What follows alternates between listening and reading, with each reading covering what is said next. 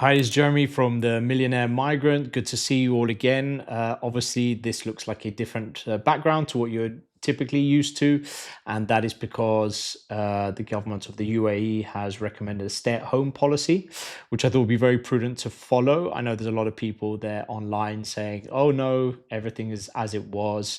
I think also I'd like to follow proper guidance, and we'll see how things go. I feel very safe though.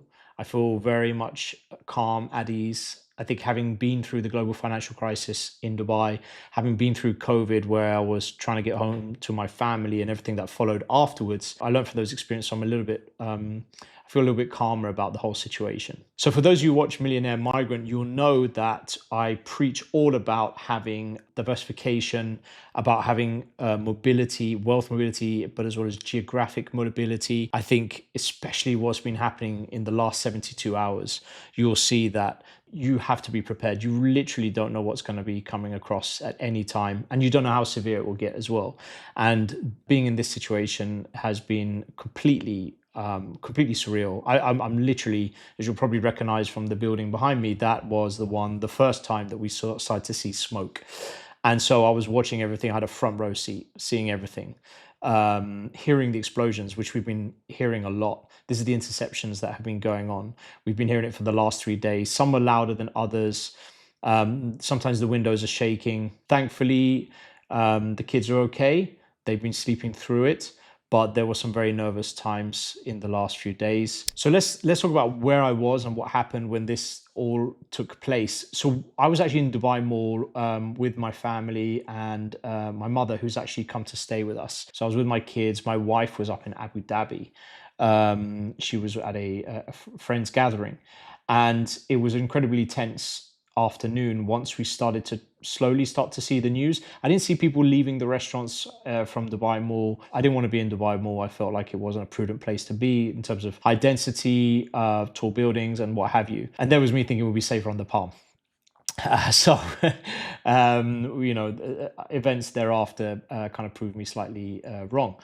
However, we all got back to the house and we were in touch with my wife, who was trying to find the best way to get back from Abu Dhabi, knowing that what was happening around Jebel Ali area, the port area, and also what was happening in Abu Dhabi. So it was very tense. And then we just started to hear the bangs, the booms up in the sky. Started to walk out and just say, "Well, what's going on?" and saw several above our house. I took the kids out with me. Yeah, in hindsight, probably wasn't the best idea, but I wanted them to take it all in. I felt like this was an important, pivotal moment for my children to register this, to understand that not everything is freedom and mobility is not always is a privilege.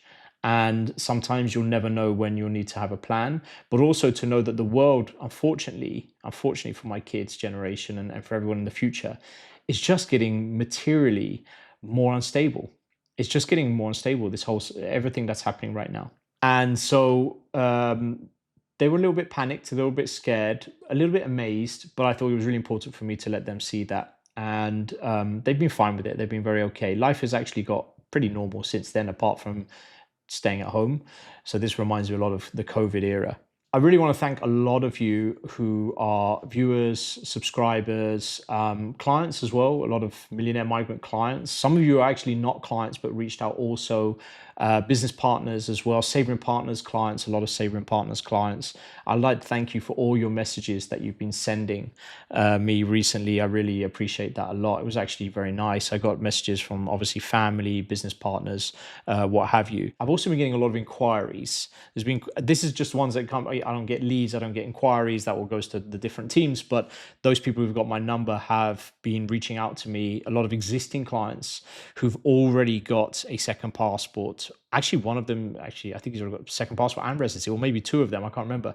But they all seem to be reaching out because they have seen that we have recently added new products that we have been trained on and are ready to roll out. But I think everyone just realizes one passport is not enough, two passports are not enough, one residency is not enough. This is incredibly unforeseen times. So as the hours went by into the evening, my wife was obviously incredibly nervous. She had bags packed ready to go with all the things that you really need to grab, like literally toothbrush, gold bars, passports, literally deodorant, all that type of stuff. We were ready to go. All the bags were at the door. But as I watched the news, I started to realize that the options were becoming limited in terms of how to get out. Right, this road trip to Oman situation, Ras Al Khaimah, then Ras Al Khaimah the next day got affected. Oman has already been affected, and what's been done, people have already traveled, but also I didn't feel that nervous. I didn't feel that worried because essentially you started to hear the interceptions, and we did have debris falling, and I think one of them was a drone, and it actually hit that building, which is literally right behind us. So at first we thought it was this tower here. However, it was the building behind that got hit. So again, I was getting a front row seat of all of this happening. But I essentially felt quite confident in the UAE's capabilities, and I have to give a big shout out to the UAE government. I mean, this has been really incredible. If you think about it, if you look at the numbers, we're close into 1,000 drones and all types of projectiles that have been sent in the direction just of the UAE, forgetting about the other GCC countries and the wider region. And the hit rate, the success rate that they're having is incredible. So I feel extremely safe. I feel very at peace with everything that's going on. But at the same time, I was also checking when the markets, nothing happened until the market started Monday morning. But I was also going through all the same steps that I did previously, which is, my assets, my portfolio, some of my assets in the UAE, how am I affected in terms of the UAE real estate market? I probably didn't mention this, or I did, I can't remember, but I did actually sell off a couple of properties last year. One of which I felt, and I've checked the data recently, it's still the highest sale per square foot in that building. So I feel good about that. I didn't really want to sell the villa, but I needed to reduce a little bit my exposure. And it's only when there's moments like this where you're just like, oh my God, right, okay, I'm glad I did that.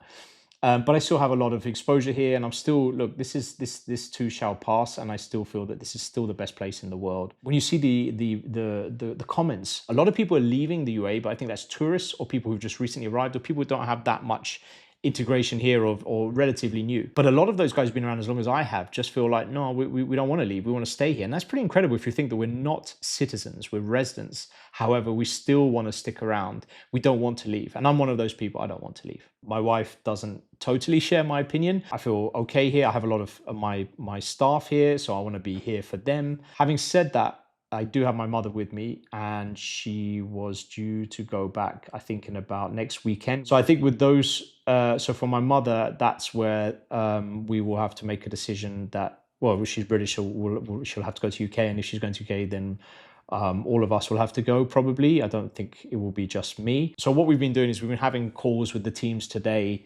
I did have a lot of business trips to take around Europe, Africa, and the Caribbean.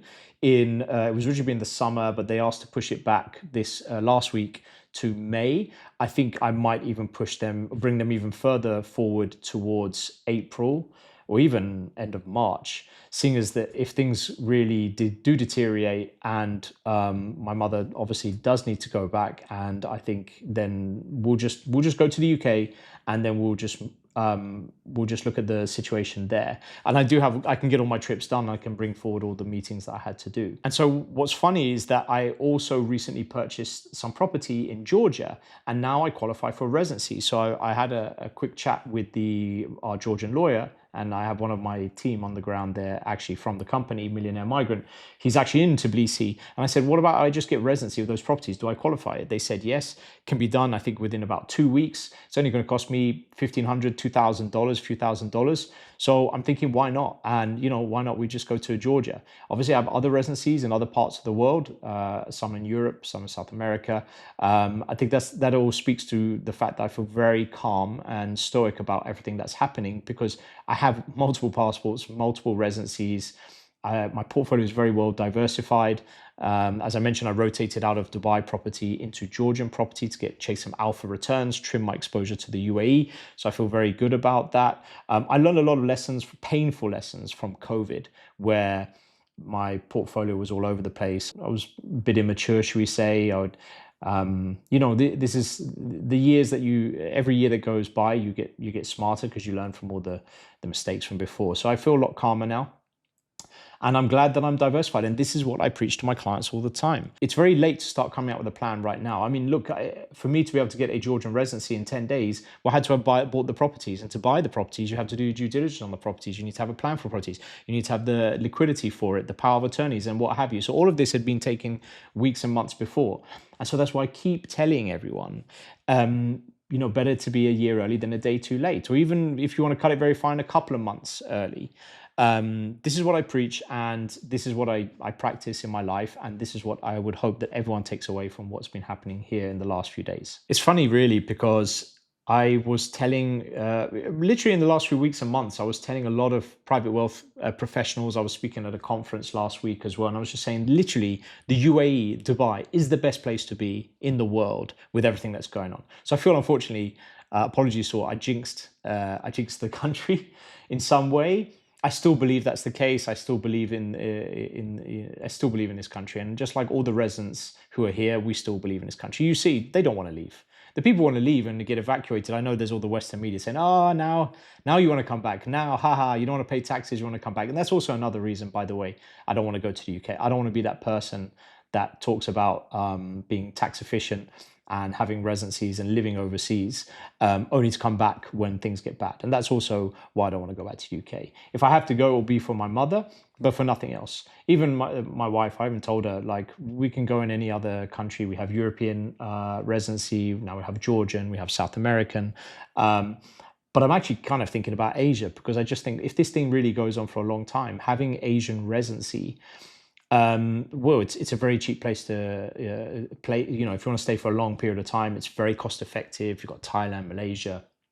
I'm even thinking about Japan. I mean, if the dollar is really strong right now, let's make the most of it, go to Japan. And that is a very semi-serious thought we've been having in the last few weeks, actually, as it happens. And if we are going to be homeschooling our kids for the foreseeable future, I mean, I don't know about you, but I can't go through that again, that whole schooling thing. And I just think, you know what, let's make the most of it. Got 3 months left of the school year. Let's just go to Japan. Let's give the kids that once in a lifetime opportunity to just go to probably what a lot of people agree is one of the most out there, futuristic, coolest countries in the world. And we just ride this one out. I mean, they're young enough that they're not going to miss anything. And this homeschooling stuff, I'm not a fan of. I don't think iPads are the solution. This is a semi-serious thought that we've been having. That or maybe Sri Lanka. So lots of different ideas, lots of opportunities. And that's the great thing about traveling the world and being mobile and knowing that you can have that flexibility to work overseas, whether you're a digital nomad, working on a contract on Upwork, or whether you have a business that allows you that flexibility. This is what it's all about. I probably didn't do as much of it because of the nature of my business. I've had to be in the UAE so much because the bulk of our team are actually based in the UAE, but also because of it's the busiest transit hub in the world for people and for high net worth people. And because of my business for the last 15, almost 20 years, they all come through and they want to meet up and they're clients. So I meet up with them. And so UAE has been my home. And actually, we love it here. We're really happy here. But if this opportunity has been thrown upon us, why not? This could be the opportunity. I'm in no rush. I haven't packed anything. I'm okay to be here. It's literally just, honestly, just for my mother, just to take her back so she's good. And then afterwards, finish my meetings. We got some new joiners coming, so I need to be in some of our Africa offices, Caribbean. As some of you may be aware, there's a lot of backlog, so I need to go and visit a few people there. The property that's under renovation in Colombia, I might just go down there, check on it, see how it's doing.